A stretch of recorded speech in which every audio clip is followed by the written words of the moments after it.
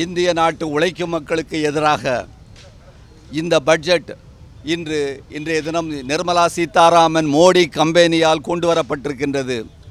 எப்படிப்பட்ட பட்ஜெட்? உழைக்கும் மக்கள், விவசாயிகள், அனைத்து தரப்பு மக்களுக்கு எதிராக இந்த பட்ஜெட் கொண்டு வரப்பட்டிருக்கின்றது.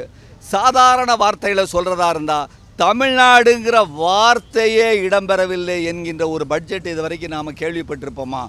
10 லட்சம் கோடி ரூபாயை 10 ஆண்டுகளில் இந்த கார்ப்பரேட்டுகளுக்கு தாரை வார்த்து கொடுத்துட்டு கடனை தள்ளுபடி பண்ணிட்டு கரண்ட் இந்த வருடத்தில் 10 லட்சம் கோடி ரூபாயை மீண்டும் திவாலாகிறார்கள் என்று சொல்லக்கூடிய வகையிலே தள்ளுபடி செய்கிறார்கள்.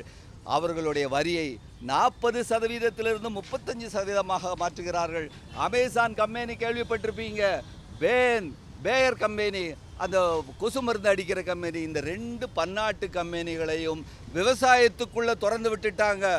ஆயிரக்கணக்கான கோடி ரூபாய் இவர்கள் கொள்ளையடிப்பதற்காக இந்த ஆராய்ச்சி என்கின்ற பெயரிலே உள்ளே வந்து கொண்டிருக்கிறார்கள். மென்ரேகா 100 நாள் திட்டம், இந்த திட்டம்தான் கொரோனா காலத்திலே நம்முடைய இந்தியாவினுடைய பொருளாதாரத்தை தூக்கி நிறுத்தியது. அப்படிப்பட்ட இந்த கிராமப்புற மக்களினுடைய வாழ்வாதாரத்தை தூக்கி நிறுத்துகின்ற இந்த மென்ரேகா 100 நாள் வேலை திட்டத்திற்கு பணம் கூட்டவில்லை. 289 ரூபா 300 ரூபாய் இந்த ஒரு நாள் கூலியாகத்தான் இருக்கின்றது. பப்ளிக் செக்டாரில் 38 லட்சம் பேருக்கு வேலை இல்லை. எனவே அதாவது இவர்கள் இந்த வரி போடுற சிஸ்டம் பார்த்தீங்களா, இந்த வரி போடுற அந்த முறை காங்கிரஸ் ஆட்சி இருக்கும் பொழுது கார்ப்பரேட்டுகளுக்கு போட்ட வரி அதிகமாக இருந்தது. ஏழை எளிய மக்கள் மறைமுக வரின்னு சொல்லுவாங்க. மறைமுக வரின்னு சொன்னால் நம்ம பொருள் வாங்கிறது, காப்பி குடிக்கிறது, எந்த பொருளை வாங்கிறது, காய்கறி வாங்கிறது, இதிலெல்லாம் டேக்ஸ் போட்டு போகிற பொருள் தான் மறைமுக வரி. இப்படி சாதாரண மக்களிடமிருந்து வாங்கின அந்த வரி குறைவாக இருந்தது. நேரடியாக வருமான வரி காங்கிரஸ் பீரியடில் அதிகமாக இருந்தது. ஆனால் இன்றைய தினம் இவர்கள் ஆட்சிக்கு வந்ததற்கு பின்னால் 67 விழுக்காடு மறைமுக வரி இந்திய நாட்டு மக்களின் மீது போடப்பட்டு கார்ப்பரேட்டினுடைய வரியை 40% 35% குறைத்திருக்கிறார்கள்.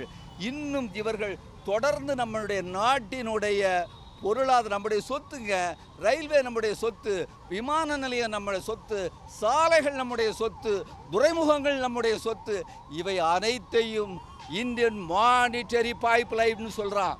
அதாவது இந்த குழாயில் இந்த பக்கம் போட்டாச்சுன்னா அந்த பக்கத்தில் வந்து பணமாக விழுமா, இந்த பக்கத்தில் எதை போடுவாங்க, இந்த சொத்துக்களெல்லாம் போட்டால் அந்த பக்கத்தில் பணம் வருமா. அவற்றை விற்பதற்கு ஒரு கையாலாகாத உதவாக்கரை அரசாக மோடி நிர்மலா அரசு இருக்கின்றது. இவற்றிற்கு எதிராக இந்திய மக்கள், இந்திய விவசாயிகள் போராட்டத்தில் குதித்திருக்கிறார்கள். தமிழ்நாட்டில் இன்றைய தினம் 2000 கிராமங்களில் இன்றைய தினம் தீ வைத்து இந்த நகல், பட்ஜெட்டுடைய நகல் எரிக்கப்படுகின்றது. இங்கே மட்டுமில்ல, அயோத்தியாவில் எரிக்கப்படுகிறது, காசியில் எரிக்கப்படுகிறது, வாரணாசியில் எரிக்கப்படுகிறது என்பதை நீங்கள் புரிந்து கொள்ள வேண்டும். எனவே அங்குள்ள மக்களும் விழித்தெழுந்து விட்டார்கள். எனவே இந்த வகையில் இந்த பட்ஜெட் நகலை சென்னையிலே, சைதாப்பேட்டையிலே இங்கு வந்திருக்கின்ற இளைஞர்கள், பல்வேறு அமைப்புகள், அவர்களோடு நாம் இங்கே எரிக்கிறோம்.